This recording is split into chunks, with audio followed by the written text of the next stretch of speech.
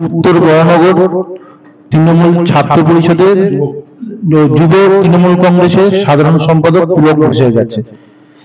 শুধু তাই নয়, পুলক ঘোষ বরানগর নবজ্যোতি সংঘের সম্পাদক সম্ভবত। তো দীর্ঘদিন যাবৎ উত্তর বরানগরের রাজনৈতিক কর্মকাণ্ডের সাথে উনি জড়িত আছেন। যেহেতু বরানগর বিধানসভা খুব তাৎপর্যপূর্ণভাবে পাখির চোখ এবারে, তার কারণ তাপস রায় প্রাক্তন বিধায়ক এই অঞ্চলের ছিলেন। তিনি এই অঞ্চল ছেড়ে উত্তর কলকাতায় সাংসদ হিসেবে বিজেপির পদপ্রার্থী হিসেবে দাঁড়িয়েছেন এবং তার সাথে সাথে এই জায়গায় অন্য একজন রিপ্লেসমেন্ট হয়েছে। এবং তাপস রায় থাকাকালীন যাদের যাদের উপর বরানগরের দায়িত্ব থাকতো, ক্লাব সংগঠনের দায়িত্ব থাকতো, তার মধ্যে অন্যতম হচ্ছেন এই পুলক ঘোষ। তাই বর্তমান রাজ্য রাজনীতি বা সাংগঠনিক দিক থেকে দেখলে যাদের কাছে এইবারের ভোট লোকসভা বা বিধানসভা বহুলাংশে নির্ভর করছে, সেই ব্যক্তিটার নাম হচ্ছে পুলক ঘোষ। তো দ্বারা আজ 1 তারিখে তোমাদের এখানে ইলেকশন শুরু হবে, এবার লোকসভা বিধানসভা একই দিনে হচ্ছে। তো সব থেকে বড় বিষয় হচ্ছে যে এক সময় প্রায় 8 বছর বা 12 বছর ধরে যার ছত্রছায়ায় তোমার এই সংগঠন করা, যার ছত্রছায়ায় বেড়ে ওঠা এবং রাজনীতির যার কাছ থেকে তোমার শেখা, সেই তাপস রায় বিজেপিতে যোগদান করেছে। কি বলবে? দুর্ভাগ্যজনক, অত্যন্ত দুর্ভাগ্যজনক। দীর্ঘদিন ধরে ওনার নেতৃত্বে আমরা কাজ করেছি, হঠাৎ করে ওনার যাওয়াটা আমাদের জন্য ভালো না। কি করা যাবে? হঠাৎ করে চলে গেল, যাওয়ার পরে তুমি ফোন করেছো বা তোমার কাছে ফোন এসছে? না না, যখন রিজাইন যেদিন দিল সেদিন লাস্ট আমি গিয়েছিলাম আমার বাড়িতে, সেদিনই দেখা হয়েছে। ওর পর থেকে আর ফোন হয়েছে। একটা সময় আমরা দেখেছি তাপস রায় ছত্রছায়ায় খুব ভালোভাবে রাজনীতিটা চলতো বরানগরে এবং সংগঠনটা খুব ভালোভাবে চলতো। তো সেই জায়গা থেকে তাপস রায় বিহীন রাজনীতিতে বরানগরে সেই আগের জায়গা কি আর ফিরে পাওয়া সম্ভব? এটা তো বাস্তব কথা। যখন উনি ছিলেন তাপস রায়, তখন উনি একটা শৃঙ্খলার মধ্যে দলটাকে রেখেছিলেন এবং অত্যন্ত সিস্টেমেটিক ওয়েতে দলটা চলতো। দল ভালোভাবে দল পরিচালিত হতো। এবার ওনার অবর্তমানে নিশ্চয়ই দলের উচ্চ নেতৃত্ব থেকে কেউ দায়িত্ব পাবে এবং বরানগরকে যাতে সুশৃঙ্খলভাবে আবার ভালো করে চালানো যায় সেই ব্যবস্থা করা হবে। তৃণমূলের পদপ্রার্থী হিসেবে এবারে মনোনীত হয়েছে বিধায়ক হিসেবে সায়ন্তিকা। আমি দেখছিলাম তোমাদের সায়ন্তিকার সাথে বিভিন্ন জায়গায় যাচ্ছিলে, কিন্তু আমি একটা জিনিস লক্ষ্য করেছি, যে স্বতঃস্ফূর্ততার সাথে তাপস রায়ের সাথে বরানগরের মানুষজন এগিয়ে আসতো, ছুটে যেত, প্রতিটা কোনায় কোনায় ঘুরতো, কোন জায়গায় সেই একটা ঘাটতি হয়ে গেছে না? কি মনে হয়? না, ঘাটতি না। একটা ব্যাপার হচ্ছে যে উনি যেহেতু দীর্ঘদিন ধরে এখান থেকে বিধায়ক হয়েছেন 3-3 বার, তো ওনার বরানগরটা উনি অনেক ভালো চিনেছিলেন এবং বরানগরের সংগঠনটা পরিচালনার ক্ষেত্রে ওনার পক্ষে সুবিধা হতো। উনি জানতেন যে কে কি কাজ করতে পারে বা কাকে কি দায়িত্ব দিলে সে ঠিক মতো দায়িত্ব পালন করতে পারবে। তো ওইটা হতো। এই সায়ন্তিকা ব্যানার্জি নতুন, কিন্তু অল্প দিনের মধ্যেই উনি খুব ভালোভাবে কাজ করছেন এবং যেভাবে প্রচার করছেন, মানুষের কাছে যেভাবে ছুটে ছুটে যাচ্ছেন, এত সুন্দরভাবে এবং এত দক্ষতার সঙ্গে উনি ভালো প্রচার করছেন, ভালো কাজ করছেন। আমরা আশাবাদী উনি ভালো ফল করবেন এবং আগামী দিন উনি জয়লাভ করার পর বরানগরে সুন্দরভাবে নেতৃত্ব দেবেন। একজন রাজনৈতিক ব্যক্তিত্বের হাত দিয়ে তুমি রাজনীতিটা শেখা বা সেই পরিচালনা করতে, যেভাবে একজন অরাজনৈতিক ব্যক্তিত্ব এবং বিনোদন জগৎ থেকে আসা, আমরা দেখেছি নুসরাতকে দেখেছি, মিমিকে দেখেছি, বিভিন্ন ইভেন কাঞ্চনকে নিয়ে দেখছি, পরপর রচনাকে নিয়ে দেখছি যে বিভিন্ন ট্রোলিং হচ্ছে, বিভিন্ন বিষয় নিয়ে আমরা দেখছি। যত দিন এগোচ্ছে, যত এক এক দিন আরেকটা বিষয় নিয়ে কাজে আমরা দেখতে পাচ্ছি বিষয় নিয়ে। সেই জায়গা থেকে অরাজনৈতিক ব্যক্তিত্বকে নিজেদের মতন করে, নিজেদের চাহিদা, তোমাদের যে রাজনৈতিক চাহিদা বা আনুষঙ্গিক যে মানুষের চাহিদা রয়েছে, তোমার ওয়ার্ড বা তুমি উত্তর বরানগরের যে যুব ইয়ং জেনারেশনটাকে তুমি যে অপারেট করছো, তাদের যে চাহিদা রয়েছে, কি মনে হয় সায়ন্তিকার পক্ষে সেইগুলোকে কি শর্ট আউট করা সম্ভবপর হবে? না, আমরা ভাবছিলাম যে অভিনয় জগৎ থেকে উনি এসছেন, তো কিভাবে কি করবে না করবে, কিন্তু মিমি, নুসরাত, কাঞ্চন, যার নাম তুমি বললে, ওদের সাথে এনাকে মেলালে হবে না। সায়ন্তিকা ব্যানার্জি অত্যন্ত কর্মদক্ষ একজন মহিলা এবং রাজনীতিটা উনি করেছেন। 2021-এ উনি বাঁকুড়াতে দাঁড়িয়েছিলেন বিধানসভা। বরানগর হচ্ছে রাজনৈতিক পীঠস্থান, যেখান থেকে জ্যোতি বসুর মতো ব্যক্তিত্বরা প্রতিনিধিত্ব করেছেন। তো সেই জায়গা থেকে সায়ন্তিকার মতো ব্যক্তিত্বকে বরানগরবাসী আদৌ কি মেনে নেবে, কি মনে হয়? না, সবাই যে একদম ছোটবেলা থেকে সবকিছু শিখে আসে এমনটা তো না। হ্যাঁ, নিশ্চয়ই এখানে অনেক বড় বড় নেতৃত্ব, বড় বড় মাথারা দাঁড়িয়েছেন। এখান থেকে জ্যোতি বসু এক সময় দাঁড়াতেন, তারপর আরো অনেকে দাঁড়িয়েছেন, লাস্ট তাপস রায়। তো এটা কোনো এমন ব্যাপার নেই যে এখানে নতুন কেউ দাঁড়ালে সে পারবে না বা শেখার কোনো শেষ নেই। তো উনি যেইভাবে দক্ষতার সঙ্গে কাজ করছেন এবং শেখার চেষ্টা করছেন, আমি অত্যন্ত আশাবাদী যে উনি আগামী দিন দায়িত্ব সামলাতে পারবেন। যখন নমিনেশন ঘোষণা হলো, যেদিন রাতলামার নাম ঘোষণা হয়েছে, তার দুদিন আগে পর্যন্ত বরানগরেরই একজন বা একাধিক কাউন্সিলর, যদি সেটা পরে মুছে দেওয়া হয়েছিল, যে বলেছিল যে রাজনৈতিক ব্যক্তিত্বকে বরানগর চায় না। তো এই ধরনের ক্ষোভ যেটা সুপ্ত হয়ে নিজেদের মধ্যে লুকিয়ে রয়েছে, রাজনৈতিক মহল বলছে এবারে সায়ন্তিকাকে হারানোর জন্য বিজেপির প্রয়োজন নেই, তৃণমূলরাই যথেষ্ট রয়েছে। কারণ সায়ন্তিকা ডাইরেক্ট অভিষেক ব্যানার্জির লবি, এবং অভিষেক ব্যানার্জির লবি হওয়ার জন্য সায়ন্তিকাকে ডমিনেট করা যাবে না, বা এখানকার ইনফরমেশন গুলো উপর মহলে চলে যেতে পারে। তাই সায়ন্তিকার প্রচারে সেইভাবে সক্রিয়ভাবে কেউ প্রচারে নামছে না, কি মনে হয়? সেটা জানি না কে বলছে, কিন্তু আমার এটা মনে হয়নি কোনোদিন। নেতৃত্ব আমাদের যারা আছে বরানগরে এবং যারা দলটা আমরা করি, আমাদের সমস্ত কর্মীরা, আমি তো এরকম ভাবে কাউকে দেখিনি যে সে মন থেকে নামেনি বা নামছে না। আমি দেখছি সবাই নেমেছে এবং সবাই অত্যন্ত মন থেকেই ভোটে সুন্দরভাবে কাজ করছে এবং আমাদের প্রার্থীকে জেতানোর জন্যই কাজ করছে। এবং আমি অত্যন্ত আশাবাদী যে সবার যা দক্ষতা আছে, সবার যে অভিজ্ঞতা আছে, সেটা সবাইকে নিয়ে একসাথে কাজে লাগিয়ে আমাদের রেজাল্ট খুব ভালো হবে। গত 2-3টে লোকসভায় আমরা দেখেছিলাম তাপস রায় নিজে ফোন করে করে যখন প্রচারে আসতো প্রত্যেককে স্টেডিলি ডেকে পাঠাতো, এবং প্রত্যেকটা জায়গায় এক একটা জায়গায়, শেষ বিধানসভাতেও দেখেছি এক একটা জায়গায় 5-6 বার উনি টহল দিয়েছেন বা প্রচার করতে বেরিয়েছেন, এবং যথেষ্ট গরমের মধ্যে থেকে শেষ বিধানসভায় আমরা দেখেছি উনি প্রচার করতে বেরিয়েছিলেন। তো যেভাবে ওই মানুষকে নেতৃত্ব দিতেন, যে ক্যাপ্টেন্সিটা পালন করতেন তাপস রায়, সেটা কি সায়ন্তিকার পক্ষে সেই একইভাবে মানুষের কাছাকাছি পৌঁছানো সম্ভবপর? না, এটা তো বাস্তব কথা যে আমাদের আগের বিধায়ক তাপস রায় মহাশয় অত্যন্ত দক্ষতার সঙ্গে নেতৃত্ব দিয়েছেন, এই ব্যাপারে কোনো সন্দেহ নেই। কিন্তু যে কোনো জিনিস তো একটা শুরু করতে হয়, শুরু থেকেই তো শেষ হয়। তো যে কোনো জিনিস শুরু, এটা একটা শুরু হয়েছে বলে আমার মনে হয়, এবং বরানগর থেকে এটা একটা নজির হবে যে আগামী দিন সায়ন্তিকা ব্যানার্জি বরানগরে খুব ভালোভাবে নেতৃত্ব দিচ্ছেন, এবং সেটা প্রমাণিত হবে এবং মানুষ উপলব্ধি করবে। তোমার কি মনে হয় এবারে ইলেকশনটা যথেষ্ট টাফ সিচুয়েশনের মধ্যে দিয়ে রয়েছে? তৃণমূলের যে যত দিন যাচ্ছে একের পর এক টিভিতে সব থেকে রসালো মশলাদার খাবার পরিবেশন করছে বা খবর পরিবেশন করছে এই টিএমসি। তো সেই জায়গা থেকে এক্সপেরিমেন্টাল জায়গায় সায়ন্তিকাকে নামানো, এটা কি অনেক বুদ্ধিদীপ্তর কাজ হয়েছে? না, এখন ব্যাপার হচ্ছে যে বড় দল, দায়িত্ব আরো বেশি। তো কিছু লোক নিশ্চয়ই ভুল কাজ করেছে, যার ভুলের মাসুল আমাদের দিতে হচ্ছে বা হবে। তো সেই ব্যাপারটা তো আছে, কিন্তু এটা পশ্চিমবঙ্গের মানুষ জানে যে পশ্চিমবঙ্গের জন্য 365 দিন যে মানুষটা হবে তার নাম মমতা ব্যানার্জি, সেনাপতি হিসাবে অভিষেক ব্যানার্জি আছেন। তো তৃণমূল কংগ্রেসের বিকল্প, তৃণমূল কংগ্রেসের কোনো বিকল্প হয় না।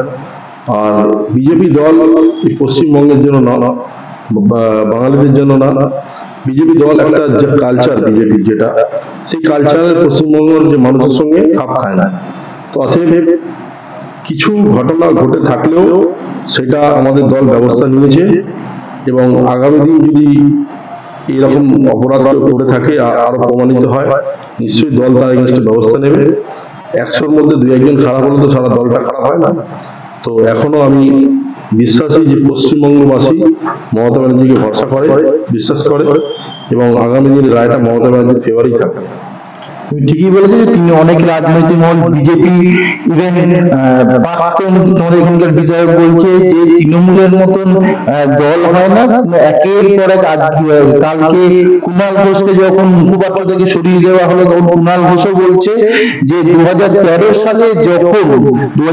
সালে যখন তিনি জেলে গেছিলেন, তখন জেলেরই কোনো ঊর্ধ্বতন কর্তৃপক্ষ ক্যাবিনেট কোনো মিনিস্টারের কাছে সুপারিশ করছিল যে 7.5 লাখ টাকা চাকরির জন্য সুপারিশ করেছিল, ওনার কাছে 5 লাখ টাকা রয়েছে, এবং কুণাল ঘোষকে বলেছিল যে যদি আপনি একটুখানি রেফারেন্স দিয়ে 2.5 লাখ টাকা কনসিডার করেন। তো তখন কুণাল ঘোষ সেই কথার উত্তরে বলেছিল যে আমার কাছে আমার রেফারেন্স না নিয়ে তুমি যদি নিজে যাও তাহলে ভালো হবে। কুণাল ঘোষ এটাও বলেছিল যে তিনি এখনো পর্যন্ত ক্যাবিনেট মিনিস্টারের মধ্যেই রয়েছে। তো সেই প্রসঙ্গে বলছি যে দুর্নীতি নিয়ে বরানগর পৌরসভাকে তদন্ত হয়েছে, বিভিন্ন ভাবে পৌরসভা রিক্রুটমেন্ট নিয়ে তদন্ত চলছে। তো দুর্নীতি যে একের পর এক আগুন তোলা হচ্ছে, তার মধ্যে বরানগর পৌরসভা কতটা মানুষ তৃণমূলকে ভোট দেবে বলে তোমার মনে হয়? এখনো প্রমাণিত হয় নাই, এখনো কোনো অভিযোগ হয়েছে কিন্তু প্রমাণিত হয়নি যে কে দোষী বা কে দোষী না। তো সেই ক্ষেত্রে একটা তদন্ত চলছে, সেটা রায় বেরোলে হয়ে যাবে যে তার সত্যতা কি আছে না আছে। তো এই ব্যাপারে বরানগরবাসীর মতামত চেঞ্জ হবে বা বরানগরবাসী আমাদের পক্ষে থাকবে না বলে আমার মনে হয় না। এটা একটা লং প্রসেস, এই তদন্ত চলছে, সেটা যখন নিষ্পত্তি হবে তখন বোঝা যাবে যে কে দোষী কি দোষী না। অভিযোগ থাকলেই যে সে অপরাধী এমন তো কোনো ব্যাপার না, এটা মানুষ ভালো করে জানে। তাপস রায় বলেছিলেন যখন সৌগত রায় প্রচার ছিল আগের লোকসভা নির্বাচনে, বলেছিলেন কোর্ট আনকোর্ট বুড়ো তোমায় আসতে হবে না, আমি বরানগরটাকে সামলে নেব। তার কারণ হচ্ছে পাখির চোখের মতো বরানগরটাকে চিনতে, এবং যত ছোট্ট সৌগত রায় হয়ে আমরাও দেখেছি প্রচার করতে। তো এমন অবস্থায় সৌগত রায় আজকে প্রায় এত এজে যেভাবে পুরো দমদম লোকসভাটাকে যেভাবে ঘুরে বেড়াচ্ছে এবং প্রচার করছে, তো সেই জায়গাতে কি মনে হয় যে এই বয়সেও কি সৌগত রায় এই লোকসভার বৈতরণী পার করতে পারবে? সৌগত রায় বিকল্প সৌগত রায়, এর আগে একটা জায়গায় আমি বলেছিলাম সৌগত রায় কোনো বিকল্প হয় না। এই মানুষটা এত বড় একটা লোকসভা কেন্দ্র, 7খানা বিধানসভা, এত বড় জায়গায় প্রত্যেকটা মানুষকে তুমি গিয়ে জিজ্ঞেস করো যে এই মানুষটা মানুষের সঙ্গে আছে কি নেই। 2009 সালের পর থেকে উনি জয়লাভ এখানে দমদমে হওয়ার পর থেকে উনি এমন কোনো খেলা, রক্তদান শিবির, সামাজিক প্রোগ্রাম, ঘরোয়া প্রোগ্রাম, বিয়ে বাড়ি, বইতে, অন্নপ্রাশন, এমন কোনো জায়গা নেই যেখানে উনি উপস্থিত হননি। উনি মানে আমাদের পাড়ায় প্রোগ্রাম থাকলে আমরা দেরি দিতাম, উনি আগে চলে আসতেন। এত টাইমের পাঞ্চুয়াল, এবং মানে প্রত্যেকটা এলাকায় প্রত্যেকটা প্রোগ্রামে যাওয়ার চেষ্টা করে। 100-র মধ্যে 99% অনুষ্ঠানে উনি যায়, 1% হয়তো মিস হয়।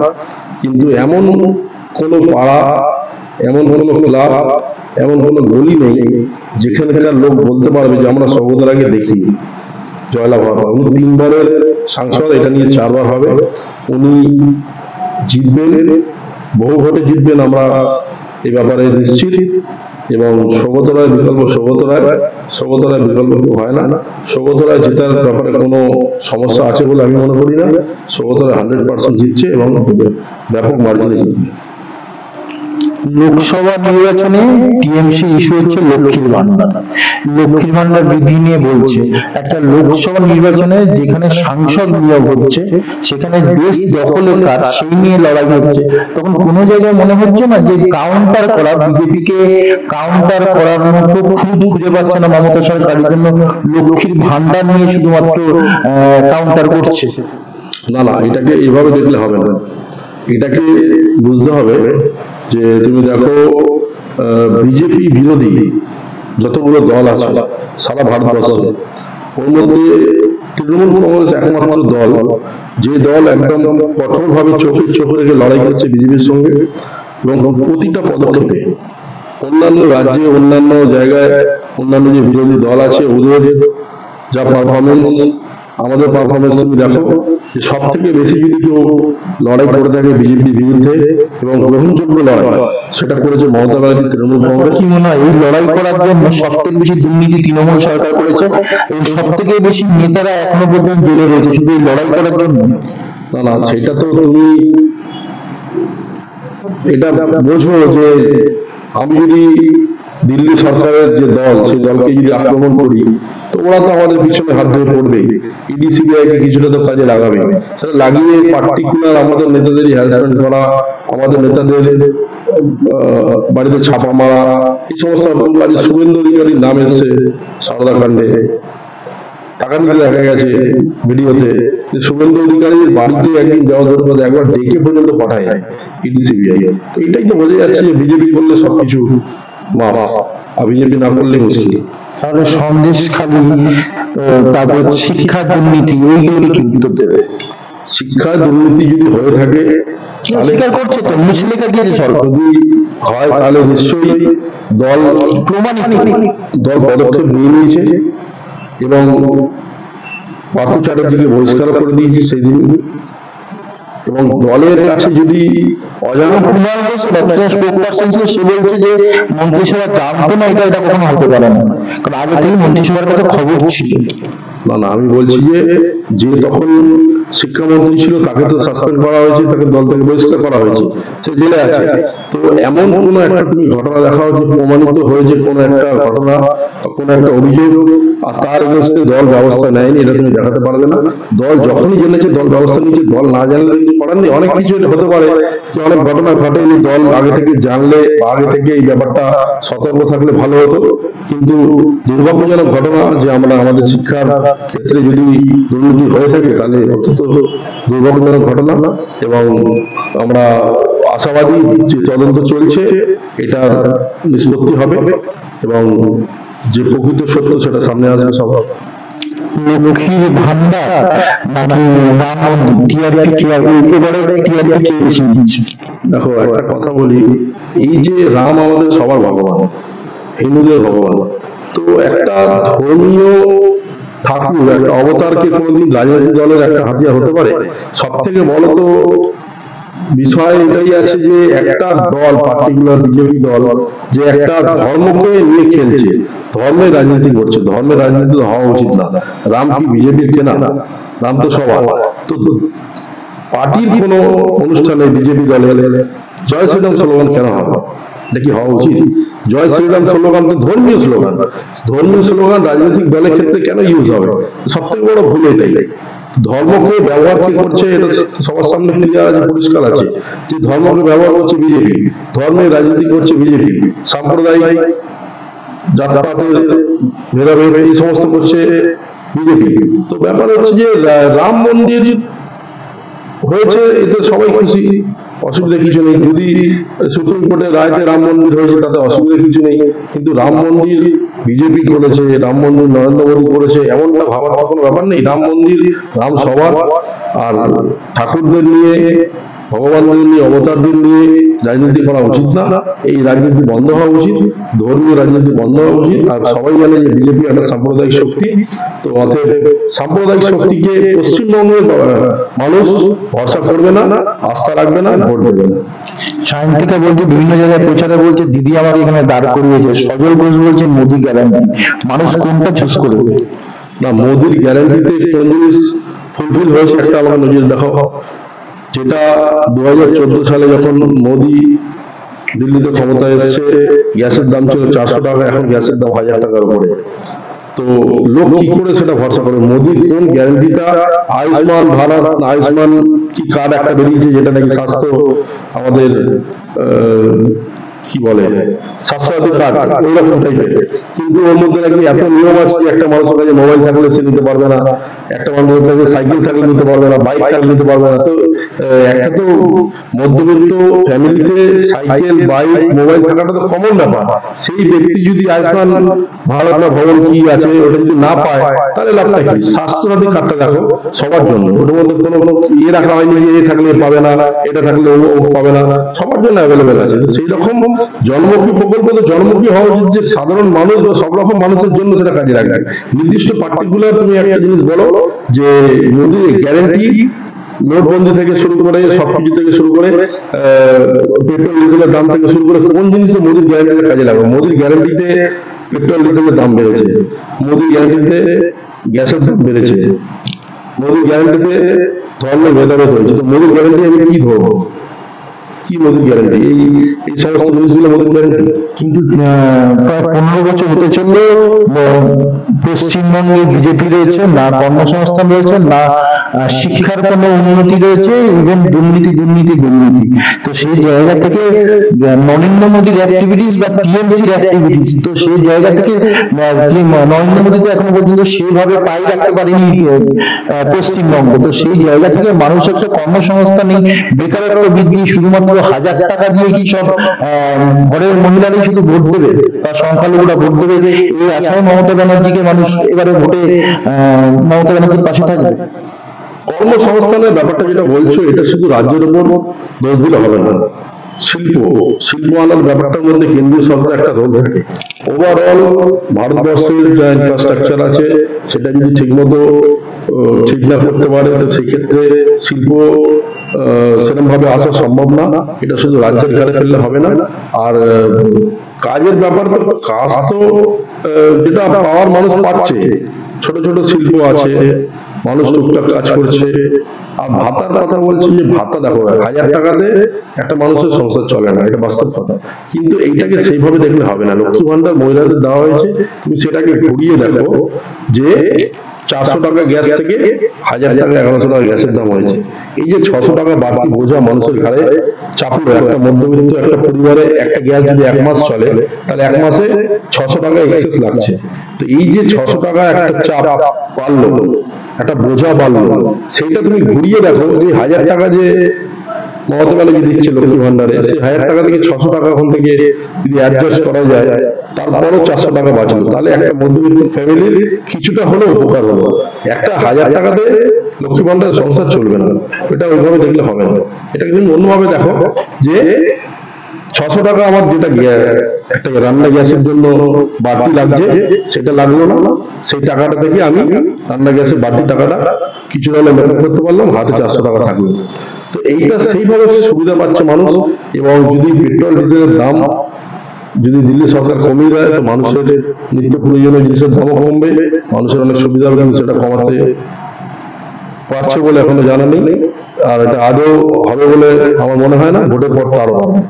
তুমি বলছো ছোটখাটো শিল্প, ছোটখাটো শিল্প কি অবৈধ প্রমোটিং বা ডাটা মিস কাণ্ডের আমরা প্রমাণ পেয়ে গেছি, কিংবা বরানগরে বিরোধীরা বলছে এমন কিছু কাউন্সিলররা রয়েছে যারা প্রমোটিং করে পার এরিয়া পিছু বা পার অ্যাপার্টমেন্ট পিছু প্রায় 4-5 লাখ টাকা করে ঘুষ দিতে হয় তাদেরকে। তো সেটাই কি প্রমোটিং, যেটা শিল্পের রূপান্তরিত হয়েছে?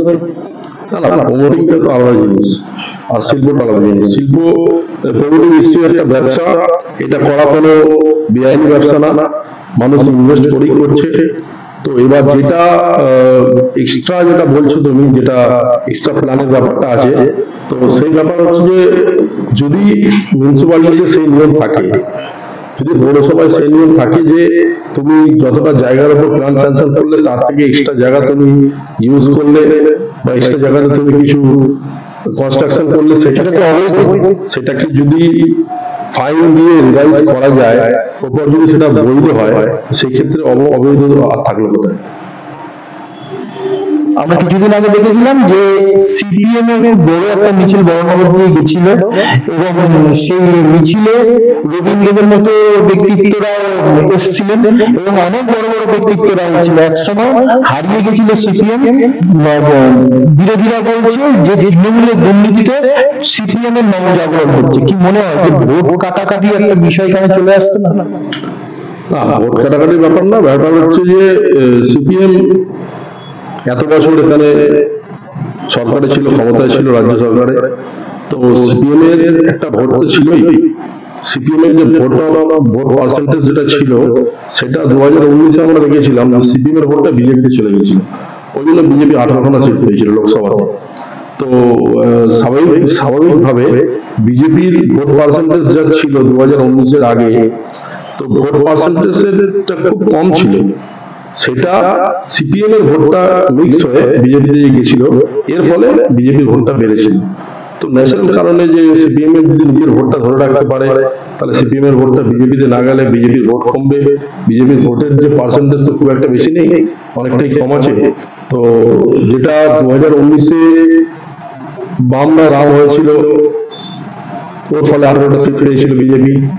বামরা যদি বামই থাকে তাহলে 18টা সিট হয়তো পাবে না, আরো কম পাবে, এটাই আশা করা যায়।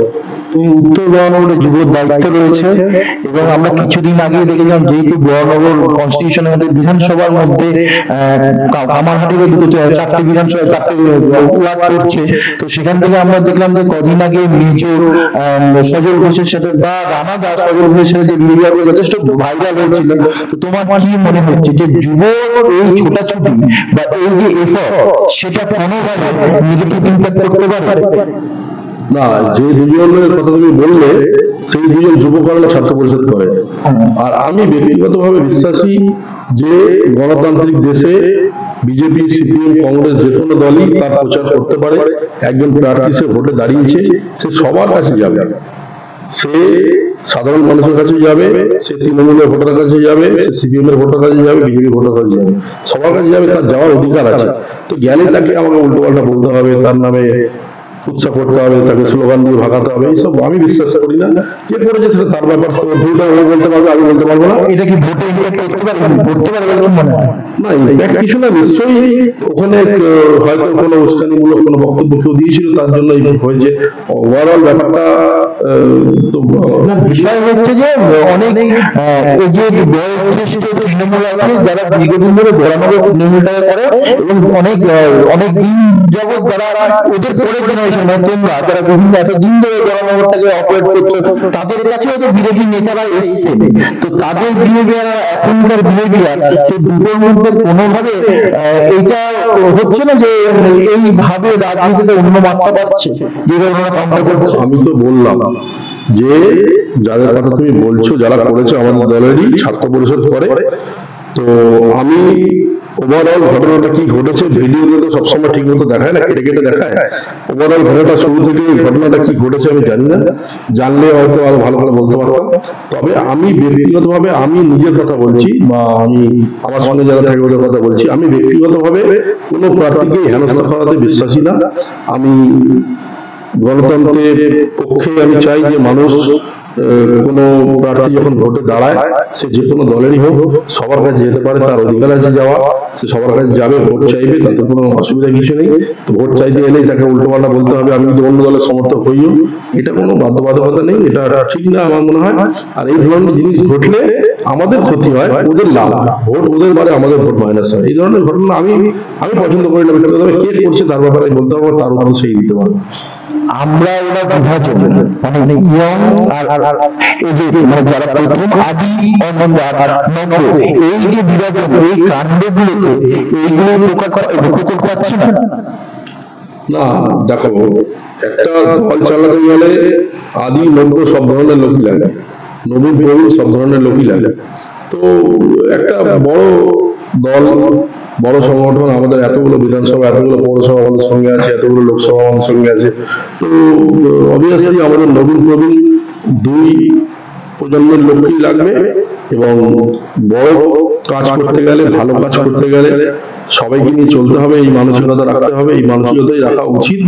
এবং রাজনৈতিক দলের এটা উদ্দেশ্য হওয়া উচিত যে নবীন প্রবীণ সব ধরনের লোক নিয়ে চলবে। আমরা দেখতে পাচ্ছি সিনিয়ররা সেইভাবে ওতপ্রোতভাবে বড় বিধানসভা বিশেষ করে ওতপ্রোতভাবে সম্মুখে স্বতঃস্ফূর্তভাবে যেভাবে তাপস রায়ের ক্ষেত্রে মুভমেন্ট করতো সেভাবে মুভমেন্ট করছে না। এদিকে ছাত্র করা ব্যক্তিত্ব যারা এই ধরনের কথাবার্তা বলছেন তাদের রিলস তৈরি হচ্ছে এবং বিধায়ক তাদের বুলেট করে বিভিন্ন জায়গায় ঘুরছে বা বিধায়িকা বিধায়ক পদপ্রার্থী তিনি যাচ্ছেন তাদের সাথে বাইকে গিয়ে গিয়ে প্রচার করতে এবং সেটাই রিলস হচ্ছে। রাজনীতির প্রচার আর রাজনীতির মাধ্যম কোন একটা জায়গা থেকে অন্য মাত্রা পাচ্ছে না, কি মনে হয়? আমি তো বললাম যে আমি ব্যক্তিগতভাবে এই জিনিসটাকে বিশ্বাস করি না, এই জিনিসটাকে সমর্থন করি না। আমি বললাম যে কোনো রাজনৈতিক দলের তার অধিকার আছে, সে সবকটা মানুষের কাছে যেতে পারে, সে ও দলে হোক বা বিরোধী দলের হোক, যে কোনো দলের হোক, সাধারণ মানুষ হোক, প্রত্যেকটা মানুষের কাছে যেতে পারে, ভোট চাইতে পারে, ভোট ভিক্ষা করতে পারে, তার অধিকার আছে, তার রাইট আছে এটা করার। সেই জায়গায় দাঁড়িয়ে যদি কোনো ঘটনা ঘটে থাকে যে কোনো প্রার্থীকে অপমান করা হয় বা কিছু উল্টোপাল্টা মন্তব্য করা হয়, সেটা ওভারঅল ঘটনা শুরু থেকে শেষ পর্যন্ত কি হয়েছে না জানলে তো বলা যাচ্ছে না। আমি এখান থেকে ফট করে কি করে বলবো? তো আমার মনে হয় না যে আমাদের দলের কেউ বিনা কারণে কাউকে হ্যারাসমেন্ট করবে। নিশ্চয়ই এমন কোনো ঘটনা, এমন কোনো বক্তব্য, এমন কোনো কিছু কেউ উল্টোপাল্টা কিছু হয়তো কমেন্টস করেছে যার পরিপ্রেক্ষিতে এটা। তোমার এই কথা সম্প্রচারিত হলে বা তারা দেখলে তারা হয়তো ভাবতে পারে তুমি বিজেপির সাথে রয়েছে বা যেহেতু তুমি তাপস রায়ের সাথে একসঙ্গে রাজনীতিতে এসেছিলে, তোমার শিখিয়ে তুমি তাপস রায়ের সাথে রয়েছে। তৃণমূল যেভাবে একের পর এক মানুষের পাশ থেকে হাত সরিয়ে নিচ্ছে, যেমন চূড়ান্ত দৃষ্টান্ত তাপস রায় যেমন দৃষ্টান্ত রয়েছে, তো কোনো মনে হতে পারে না যে তোমার কাছ থেকে তৃণমূলের ছাত্ররা চলে যেতে পারে এই ধরনের ব্যক্তি করলে? আমি কথাটা কি বললাম? আমি বললাম যে এই ধরনের বিষয়কে আমি সমর্থন করি না, এটা আমার অপিনিয়ন। এবং স্পষ্ট কথা বলা তৃণমূলে কেউ বললে সেটাকে কথার ভাবে গ্রহণ করা হয়, কি মনে হচ্ছে? আমি বলছি যে আমি তো বললাম যে কোনো প্রার্থী সে যে দলেরই হোক, সে প্রত্যেকটা মানুষের কাছে গিয়ে প্রচার করবে, ভোট চাইবে, তার রাইট আছে, তার অধিকার আছে। সেটাকে কেন্দ্র করে ঝামেলা করা কি আমি সমর্থন করি না, বাজে কথা বলাকে আমি সমর্থন করি না। এবার যদি যে ঘটনার কথা তুমি বলছো, সেই ঘটনা যেটা ঘটেছে, সেই ঘটনার জন্য আমাদের দলের ছাত্র যারা নেতৃত্বের সঙ্গে যে ঘটনাটা ঘটেছে ওরা দায়ী বলে আমি বলছি না। আমি বলছি যে নিশ্চয়ই সেই ঘটনার পিছনে কোনো হিডেন এমন ব্যাপার আছে যেটা মিডিয়াতে দেখানো হচ্ছে না। এমন কোনো মন্তব্য হয়তো সেই প্রার্থীর সঙ্গে যারা ছিল ওরা বা প্রার্থী নিজেও হয়তো করতে পারে, যার পরিপ্রেক্ষিতে একটা সিন্ডিকেট হয়েছে। এইটা কি দেবরাজা বা অভিষেক ব্যানার্জির কাছে এক্সট্রা অ্যাটেনশন পাওয়ার জন্য এই চিন্তা ভাবনা করা? আমি বলতে পারবো না। আমি ব্যক্তিগতভাবে এই জিনিসকে সমর্থন করি না, বিশ্বাস করি না, এবং আমি আশাবাদী যে নিশ্চয়ই যে ছাত্রদের দুজন নেতার কথা তুমি বললে যাদের সাথে ঘটনাটা ঘটেছিল, আমি নিশ্চয়ই আশাবাদী যে তারা ইচ্ছাকৃতভাবে এটা করেনি। এটা নিশ্চয়ই এমন কোনো বক্তব্য, এমন কোনো টোন টিপ্পনি হয়তো সেই বিরোধী দলের যে প্রার্থী ওনার সাথে যারা ছিল ওদের পক্ষ থেকে করা হয়েছে, তার পরিপ্রেক্ষিতে হয়তো হয়েছে, এটা আমি বিশ্বাস করি। তো আমরা অবশ্যই বিষয়টা তুলে ধরবো এবং তার পরিপ্রেক্ষিতে ওনার যে কথাটা বলছে সেটাও তুলে ধরবো। কি মনে হয় 42টা আসন এই পরিস্থিতিতে তৃণমূল কটা আসন পেতে পারবে? মোটামুটি আশা করা যাচ্ছে 30 প্লাস আসন পেতে পারে এবং আরো 20 দিন বা 40 দিন, এখনো 20 দিনের মতো সময় রয়েছে ভোট প্রচারে। তো সেই বিষয় নিয়ে আরো বিষয় আপনারা তুলে ধরবো, ভোট কোন দিকে যাচ্ছে, ভোটের প্রচার কোন দিকে যাচ্ছে, সেই বিষয়ে আপনারা তুলে ধরবো। সঙ্গে থাকুন, দেখতে থাকুন বিষয়।